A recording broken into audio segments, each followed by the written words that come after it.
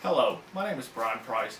Many times I'm asked by clients and clients' families as to why a bond is set at a certain amount. Well, the factors under Tennessee Code annotated 40-11-118 lay out the factors the court will take into consideration when setting a bond.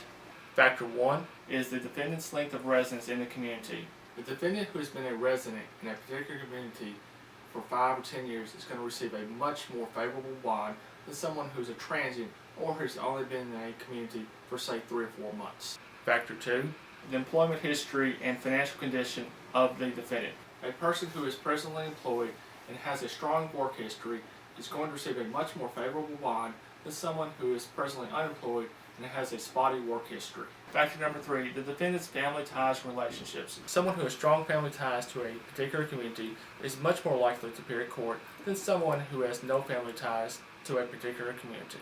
Factor 4, the defendant's reputation, character, and mental condition.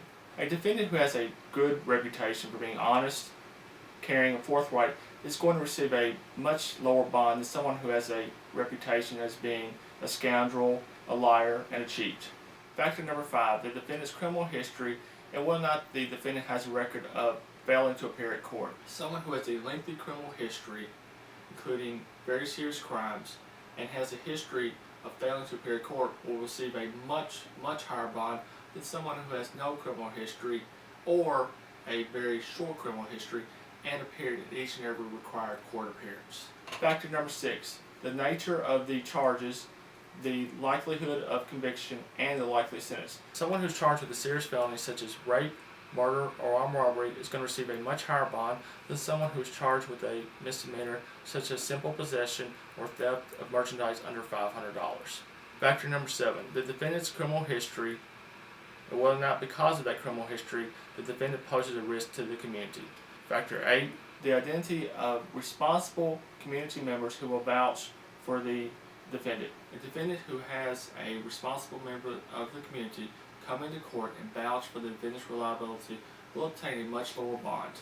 Responsible members of the community include ministers, community leaders, pastors, anyone of that nature.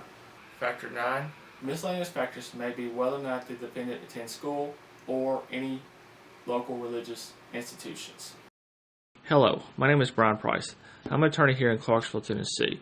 If you need aggressive representation in areas of criminal law, including felonies and misdemeanors, divorces, both contested and uncontested, Chapter 7 bankruptcy, child support, child custody, wills, dual power of attorneys, and living wills, then call me 931-648-8005 or log on to brianepricelaw.com. Thank you.